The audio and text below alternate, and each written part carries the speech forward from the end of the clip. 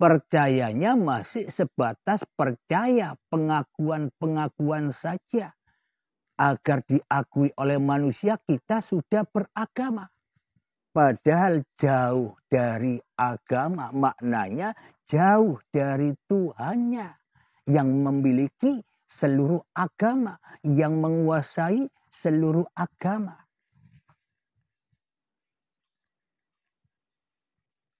Jadi bagaimanakah caranya agar kita beriman kepada Allah? Ya kita harus menyaksikan Allah secara live, secara langsung. Apa maknanya? Ya jangan jadi Allah di hatimu. Jadi ketika redup cahaya kemanusiaanmu di hatimu, maka terang benderanglah cahaya Tuhanmu yang menguasaimu.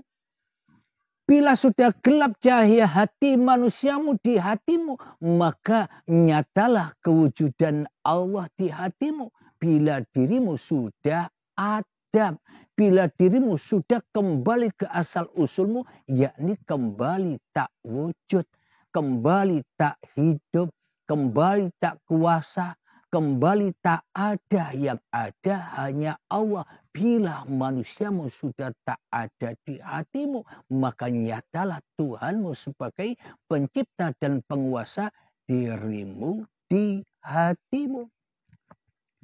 Itulah yang dimaksud iman yang sebenar-benarnya, iman kepada Tuhan yang telah menciptakan kita. Syaratnya harus apa?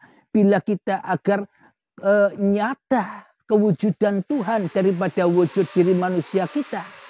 Caranya bagaimana? Ya caranya harus iman kepada hari akhir yang kedua. Maknanya akhirkanlah dirimu di hatimu. Akhirkanlah kewujudan dirimu di hatimu. Akhirkanlah kehidupan dirimu di hatimu. Akhirkanlah kekuasaan dirimu di hatimu. Maka nyatalah cahaya wujudullah. Maka nyatalah cahaya uripe Allah. Maka nyatalah kekuasaan cahaya uripe Allah. Bila sudah berakhir dirimu di hatimu, yakni dengan baiat, dengan kiamat, dengan kematian, maka kau akan bisa beramal soleh, beramal kebajikan. Apa maknanya? Bukan diri kita lagi yang berlaku, bukan diri kita lagi yang syariat, bukan diri kita lagi yang sholat, bukan diri kita lagi yang hidup, bukan diri kita lagi yang bisa ibadah, bukan diri kita lagi yang bisa menyembah, mengabdi. Tapi semua sudah di dalam genggaman Allah. Itulah yang dimaksud amal kebajikan. Sudah dituntunkan oleh junjungan kita Nabi Muhammad. Innamal a'malu binniyah. Awalilah semua pekerjaanmu dengan niat. Apa di dalam niat? Rahasianya di dalam niat, akhir dari niat itu ada kalimat lillahi ta'ala. Ketika kita makan lillahi ta'ala. Ketika kita duduk lillahi ta'ala. Ketika kita berucap lillahi ta'ala. Ketika kita minum kopi lillahi ta'ala. Ketika kita merokok lillahi ta'ala. Ketika kita sholat lillahi ta'ala. Ketika kita ibadah lillahi ta'ala. Ketika kita sholawatan lillahi ta'ala. Ketika kita dzikiran lillahi ta'ala. Ketika kita puasa lillahi ta'ala. Ketika kita berhaji lillahi ta'ala. Ketika kita sholat tahajud lillahi ta'ala. Ketika kita sholat duha lillahi ta'ala. Ketika kita bekerja lillahi ta'ala. Ketika kita berjalan lillahi ta'ala. Ketika kita mandi lillahi ta'ala. Ketika kita naik motor lillahi ta'ala. Semuanya di dalam lillah. Kenapa? Karena Allahnya sudah nyata daripada manusianya. Karena manusianya sudah menempuh jalan kembali pulangnya dari awal tidak ada kembali ke tak ada. Inna lillahi wa inna ilaihi roji'un. Itulah hari akhirnya seluruh manusia. Hari kiamatnya seluruh manusia. Matikanlah dirimu sebelum matimu. Maka yang beramal ya jaiznya Allah sendiri. Dzatullah, sifatullah, asma'ullah, af'alullah nyata di dalam pusar kehidupan ini, di dalam pusar uripe Allah. Bila tak ada uripe Allah, zat sifat asma af'al ora bakal ono. Zat sifat asma af'al itulah dulur papat limo pancar pancari nung urip.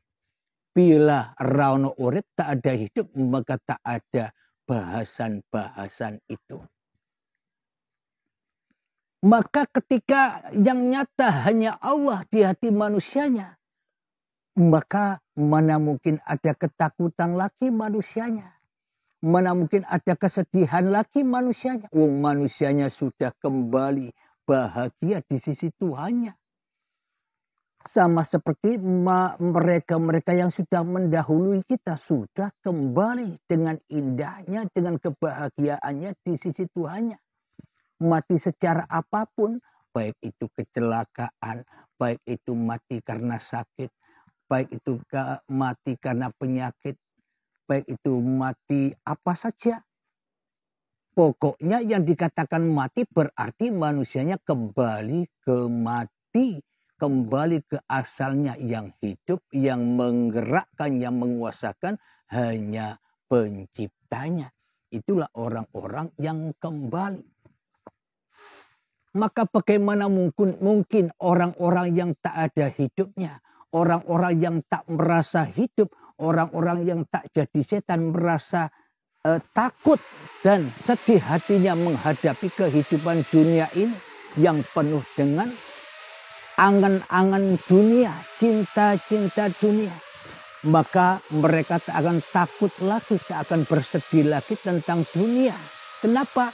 Karena mereka sudah dihidupi Allah. Karena mereka sudah dipelihara Allah. Karena mereka sudah dijaga Allah. Karena mereka sudah dicukupi Allah. Karena mereka sudah dikasih sayangi oleh Allah. Mana mungkin takut lagi? Inilah yang dimaksud jannah yang bersih dari dunia. Selama ini surga-surga yang kita harap-harapkan kan surganya iblis dan setan. Semuanya serba dunia. Karena cinta kita bukan kepada Allah selama ini, tapi kepada dunia dan diri kita sendiri dibanding cinta kepada Tuhan yang telah menciptakan kita.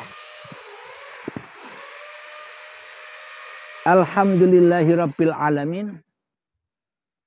Coba kita sebelum menjawab, kita buka surat An-Nur ayat yang ke-42. Bismillahirrahmanirrahim. Walillahi mulkus samawati wal ardh wa ilallahil masir. Yang artinya dan milik Allah lah kerajaan langit dan bumi. Dan hanya kepada Allah lah kembalinya seluruh makhluk. Subhanallah. Jadi tak ada kebohongan, tak ada sangkal, penyangkalan apa yang sudah diterangkan di depan tadi. Karena memang semuanya ini dari Al-Quran, dari Kitabullah, tak ada kata-kata dongeng di dalam pemaparan uripi Allah. Tak ada kata-katanya ini bin ini bin ini, tidak ada. Yang ada hanya kata firman-Nya Allah sendiri. Jadi sanadnya tidak melewati makhluk, tapi sanadnya langsung menuju uripe Allah yang menggelar, yang menguasai langit dan bumi dan di antaranya. Alhamdulillahirabbil alamin. Sekarang kita menjawab pertanyaan saudara-saudara yang lewat video tadi. Pertanyaan yang pertama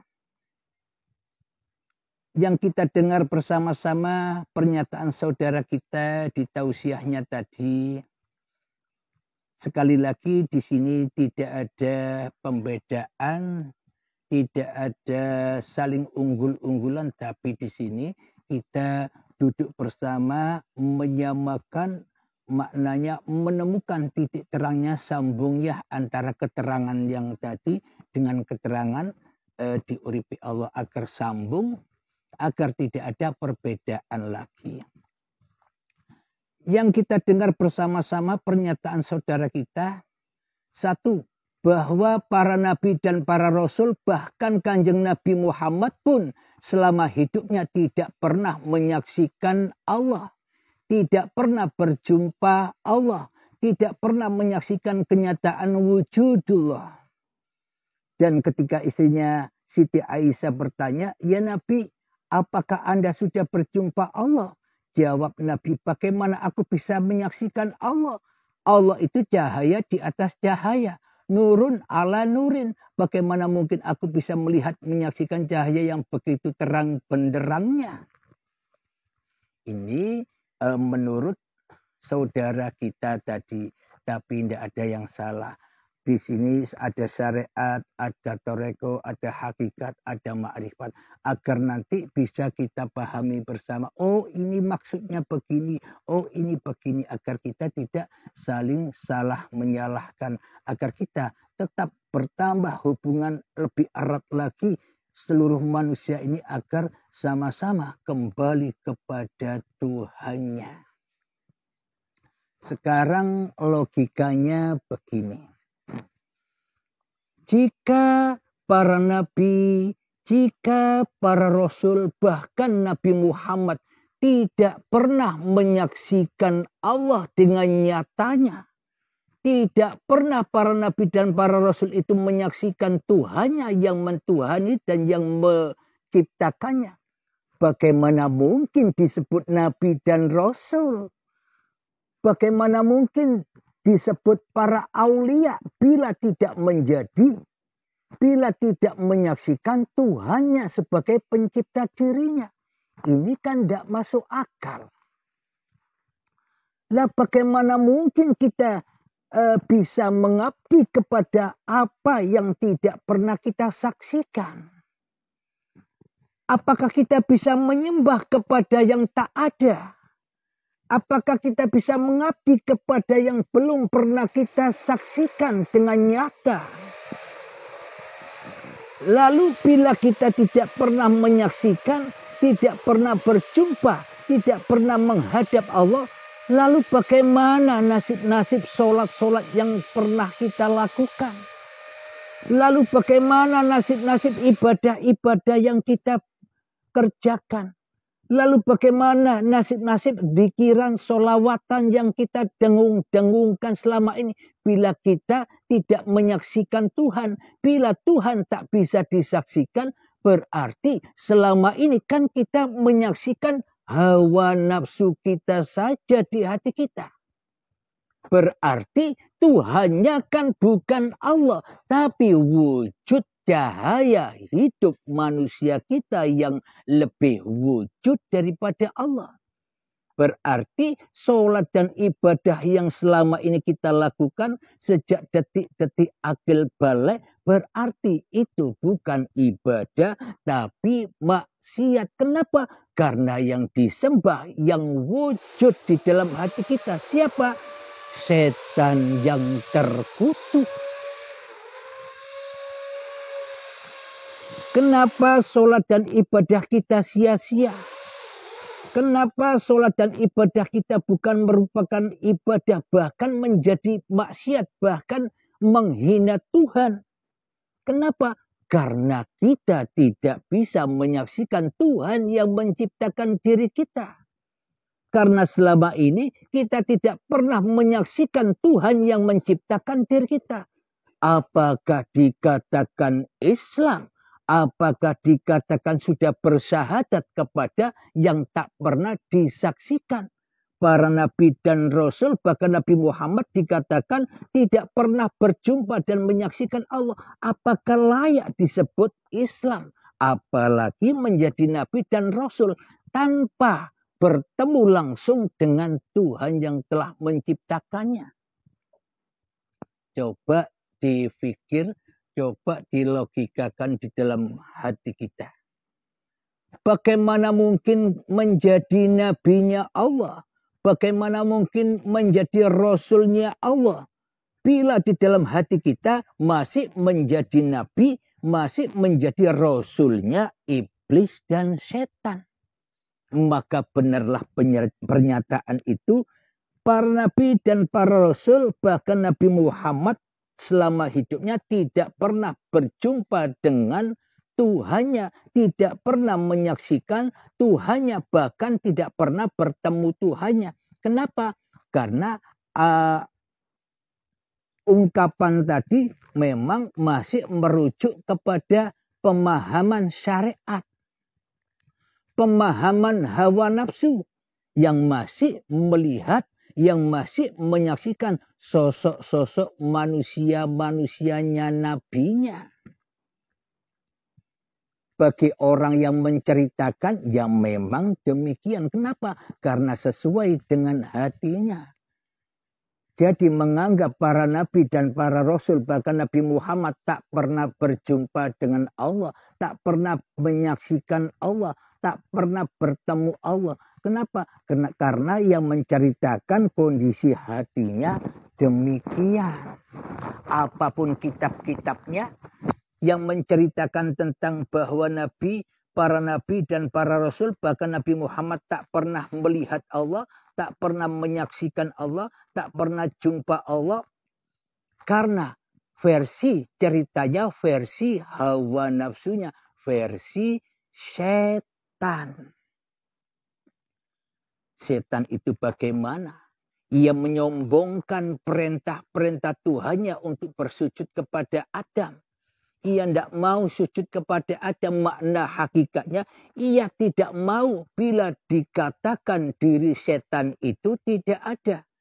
Allah saja yang tidak ada. Setannya wujud kok. Manusianya wujud kok. Manusianya hidup kok.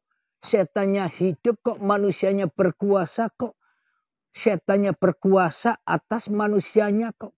Allah saja yang gaib. Inilah golongan manusia-manusia yang mewujudkan, yang mentuhankan dirinya. Maka benarlah pernyataannya. Selama hidupnya takkan pernah bisa menyaksikan, bisa melihat, bisa bertemu Allah sesuai hatinya. Tapi bagi para nabi dan para rasul, bahkan Nabi Muhammad, tidaklah mungkin para nabi dan para rasul, dan tidaklah mungkin Nabi Muhammad itu diangkat sebagai Rasulullah, diangkat sebagai utusan-utusan Allah, diangkat sebagai pesuruh-pesuruh Allah tanpa bertemu dengan Tuhannya. Berarti bila para nabi dan para rasul, bahkan kanjeng Nabi Muhammad tak pernah menyaksikan Allah, berarti selama ini tidak ada orang Islam.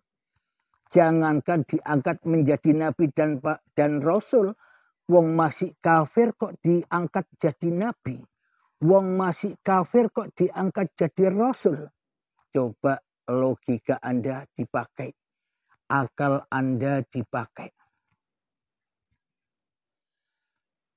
Bila para nabi, bila para rasul, bahkan kanjeng Nabi Muhammad, ini ilustrasinya, tidak pernah merasakan dan tidak pernah bertemu dengan kopi, bahwa kopi ini warnanya hitam dan rasanya pahit, maka mereka tidak akan pernah bisa mengisahkan tentang kopi ini.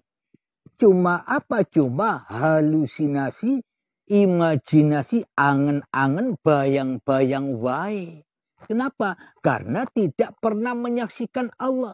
Karena tidak pernah berjumpa Allah. Yang diceritakan ya halusinasi.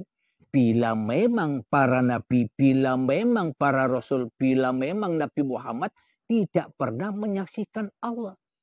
Mana mungkin diangkat jadi nabi kalau tidak selamat hatinya. Mana mungkin dijadikan menjadi Rasulullah bila tidak pasrah dan selamat hatinya di sisi Tuhannya.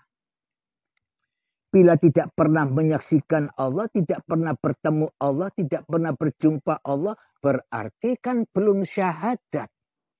Bila belum syahadat, bila belum menyaksikan, berarti syahadatnya, berarti penyaksiannya kan halusinasi, palsu. Persaksian palsu, iman yang palsu. Mana mungkin para nabi, mana mungkin para rasul itu palsu imannya. Karena imannya nyata itulah ibaratkan sudah tahu kopinya dan pernah minum kopinya. Maknanya mereka semua sudah menyaksikan Tuhannya. Maka mereka diangkat menjadi utusan-utusan Tuhannya. Karena ia tahu siapa yang mengutus dirinya. Bahwa mereka tahu siapa yang merasuli dirinya. Karena mereka tahu siapa yang menyuruh dirinya untuk bertindak tanduk. Maka dari itu ia dikatakan para nabi dan rasul. Rasulullah. Bila para nabi dan para rasul bahkan Nabi Muhammad tak pernah menyaksikan Allah. Bila para nabi dan para rasul bahkan Nabi Muhammad tak pernah bertemu Allah, tak pernah melihat Allah, tentunya bukan menjadi rasul-rasulnya Allah, tapi menjadi rasulnya setan, menjadi rasulnya hawa nafsune dewe-dewe, menjadi utusannya hawa nafsunya dewe-dewe, menjadi pesuruhnya dirinya sendiri. Contoh, siapa yang menjadi yang mentuhankan dirinya dan menyuruh, merasuli, mengutus dirinya sendiri. Contoh, saya di dalam hati saya yang ada, yang wujud, yang terang benderang cahayanya masih Abdul Halimnya. Ketika saya duduk, pasti di dalam hatiku Abdul Halim yang duduk. Berarti Abdul Halim menyuruh, mengutus, merasuli badannya untuk duduk.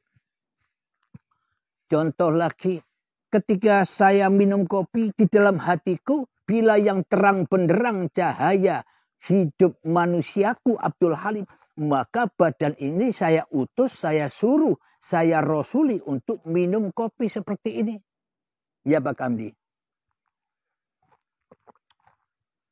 Berarti yang jadi rasul, yang merasuli, yang jadi Tuhan di dalam hatiku selama ini kan Abdul Halimnya.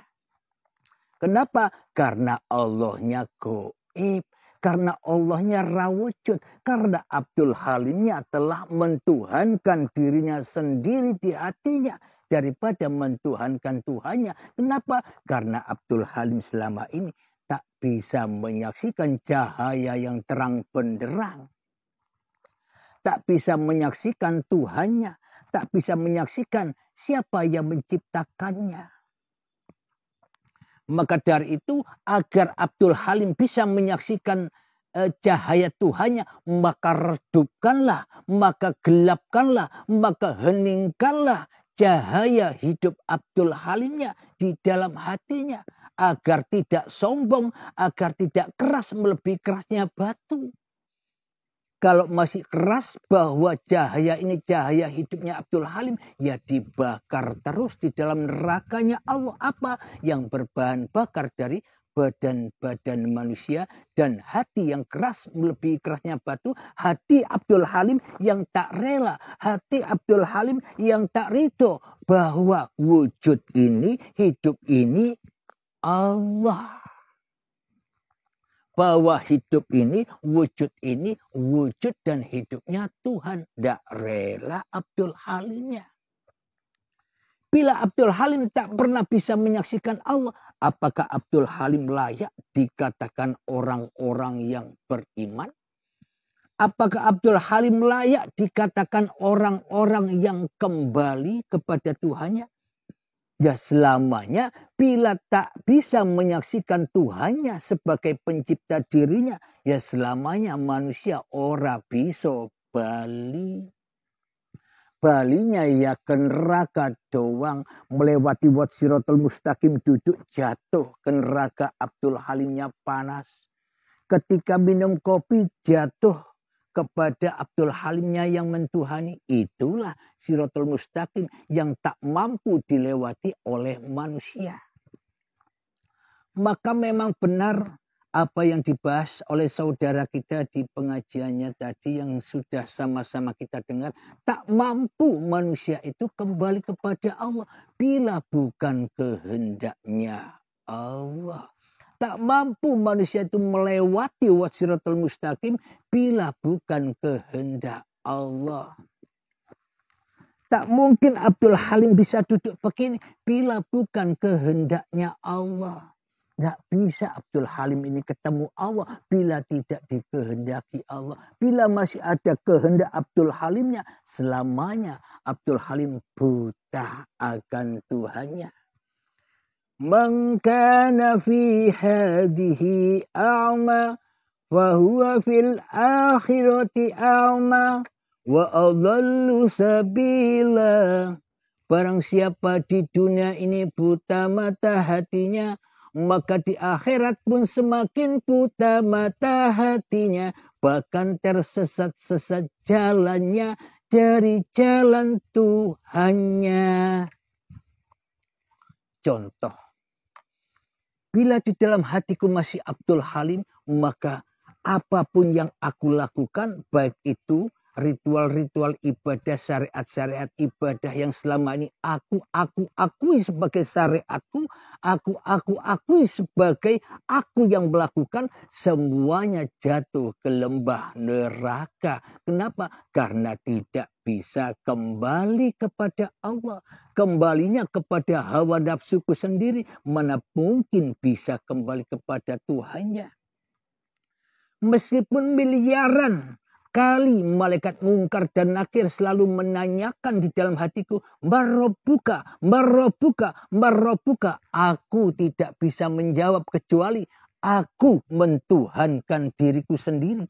Takkan bisa menjawab Allahu Rabbi. Kenapa? Karena Abdul Halimnya masih jadi Tuhan. Namun bila Abdul Halimnya sudah tak jadi Tuhan, yang ada hanya Allah, menyaksikan Allah yang lebih wujud, menyaksikan Allah yang lebih hidup, menyaksikan Allah yang lebih berkuasa atas Abdul Halimnya, mana mungkin ada pertanyaan lagi. Kemungkaran, faksa wal mungkarnya sudah tak ada lagi. Ya tidak ada yang menanyai lagi. Jangankan ditanyai oleh mungkar dan nakirnya saja sudah hancur. Bersama hancurnya Abdul Halimnya di dalam hatinya. Alhamdulillahirabbil alamin. Jadi inilah jawaban-jawabannya. Tak mungkin secara logika bila nabi, para rasul, bahkan Nabi Muhammad tak pernah jumpa kepada Allah, tak pernah menyaksikan Allah, tak pernah bertemu Allah, tak mungkin. Bila Nabi Muhammad, bila para nabi semuanya belum pernah bertemu Allah, belum pernah berjumpa Allah, belum pernah menyaksikan Allah, maka mereka bukan dikatakan orang Islam. Kenapa? Karena tak bersahadat. Tidak dikatakan hamba Allah yang kembali kepada Tuhannya. Kenapa? Karena ia di dalam hatinya tidak pernah menyaksikan Allah yang lebih wujud daripada wujud dirinya. Jadi para nabi dan para rasul, bahkan para aulia Allah, para wali-walinya Allah itu sudah nyata kewujudan Allah di dalam hatinya. Mereka para nabi, mereka para rasul, bahkan kanjeng Nabi Muhammad dan para aulia Allah, al-ulama'u warasatul anbiya. Orang-orang yang berjalan di dalam memurnikan Tuhannya di dalam hatinya. Maka mereka semua sudah menyaksikan Tuhannya dengan nyata. Ditandai dengan ketiadaan dirinya di hatinya. Seperti dicontohkan dan diabadikan oleh Allah cerita kisah tentang Nabi Muhammad. Wahai Muhammad, bukan kau yang lempar itu? Akulah yang melempar itu. Muhammad, bukan kau yang memanah itu? Akulah yang memanah. Inilah aplikasi dari perintahnya Allah, dari perintahnya Nabi Muhammad. awalilah apapun yang kau lakukan dengan niat yang mana ujungnya ada lillahi ta'ala. Jadi para nabi dan para rasul itu, bahkan Nabi Muhammad itu sebagai contoh suri tauladan untuk semua para nabi dan contoh tauladan untuk seluruh manusia. Apa yang dimaksud? Ya harus jadi rasulnya Allah. Jangan jadi rasulnya dirimu sendiri lagi. Jangan jadi rasulnya setan yang terkutuk, yang mana lebih terang cahayanya daripada cahaya Allah di dalam hati kita. Jangan jadi pesuruh setan lagi. Jangan lagi menjadi pesuruh dirimu sendiri. Maka jadilah Rasulullah, jadilah utusan Allah, jadilah pesuruh Allah, jadilah aulia Allah. Apa aulia Allah itu? Hidup ini uripe Allah, bukan uripe manusia. Bila hidup ini hidup manusia, manusia takkan pernah mati. Kenapa manusia itu harus mati? Karena manusia tak punya hidup, kecuali hidup Tuhan yang telah menciptakan dirinya. Lalu apakah tujuan syariat-syariat yang diajarkan oleh para nabi, apapun agamanya, syariat apapun, apa tujuannya? Tujuannya agar manusia bisa kembali kepada Tuhannya di dalam lillahi ta'alanya, agar manusia tidak menjadi Tuhan di dalam hatinya. Agar nyata cahaya uripe Allah daripada cahaya uripe manusianya di hatinya. Inilah bukti bahwa para nabi, bukti bahwa para rasul, bukti bahwa Kanjeng Nabi Muhammad itu sudah menyaksikan Allah. Apa buktinya? Nabi tidak bisa apa-apa kecuali diutus Tuhannya. Kalau kita selama ini kan merasa lebih bisa apa-apa, lebih bisa menjadi siapa-siapa daripada Allah. Soalnya kenapa? Karena kita yang jadi Tuhan. Allahnya goib. Berarti kita selama ini tidak bertuhan. Apakah kita dikatakan umat yang beragama? Tuhannya saja tidak ada di dalam hatinya. Kecuali setan dan iblisnya sendiri yang ngaku-ngaku jadi Tuhan, yang ngaku-ngaku lebih wujud daripada wujudnya Tuhan, yang ngaku-ngaku lebih hidup dari hidupnya Tuhan di hati kita. Jadi to the point-nya, para nabi, para rasul, bahkan Nabi Muhammad itu tidak mungkin tidak menyaksikan Allah, tidak mungkin tidak bertemu Allah, tidak mungkin tidak melihat Allah di dalam hatinya. Kalau mereka tidak menyaksikan Allah, ya mereka tidak selamat semua. Tetap di dalam halusinasi, imajinasi. Iman percayanya ya hanya iman-iman kata-kata orang saja. Tidak pernah membuktikan sendiri. Alhamdulillahirabbil alamin. Semoga ada titik temunya apa yang dibahas saudara kita tadi, apa yang dipertanyakan saudara-saudara kita tadi, supaya ada titik temunya. Oh begini toh maksudnya. Oh begini toh maksudnya. Bagaimana mungkin kita bisa nyembah Tuhan? Bagaimana mungkin kita bisa ibadah dan sholat bila Allahnya, bila Tuhannya tidak ada? Yang tidak mungkin bisa ibadah dan sholat. Lalu untuk siapa ibadah dan sholatnya selama ini? Ya untuk pemuas hawa nafsumu sendiri-sendiri. Makani setan, nyukupi setan yang ada di dalam hati kita. Supaya apa? Supaya kita berbangga-bangga diri dengan apa yang kita lakukan. Berbangga-bangga sendiri dengan ilmu-ilmu kita. Berbangga-bangga sendiri dengan amal-amal kita. Supaya apa? Supaya kita bisa disesatkan oleh setan yang terkutuk. Agar kita menjadi Tuhan di dalam hati kita sendiri. Daripada menjadi hamba Tuhan. Alhamdulillahirabbil alamin. Semoga saya khususnya dan semoga kita semua para penyimak, para jamaah uripe Allah dimanapun Anda berada, baik yang ada di dalam ataupun yang ada di luar negeri, semoga kita semua menjadi hamba Allah, menjadi Rasulullah, menjadi utusan Allah daripada menjadi rasulnya setan, daripada menjadi utusannya setan di dalam hati kita. Amin ya rabbal alamin. Sebelum kita akhiri, marilah kita gemahkan sholawat dolimin taf'ul bala, agar hati kita bertaubat dari kedoliman-kedoliman sejak akil balik sampai setua ini, agar kita tak zalim lagi kepada diri kita sendiri. Allahumma salli ala sayyidina Muhammad wa ashghili zalimin bizalimin. Allahumma salli ala sayyidina Muhammad wa ashghili zalimin bizalimin wa ahrijna min bainihim salimin.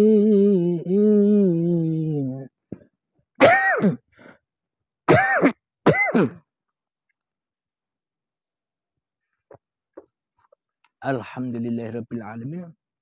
Akhir kalam, assalamualaikum warahmatullahi wabarakatuh.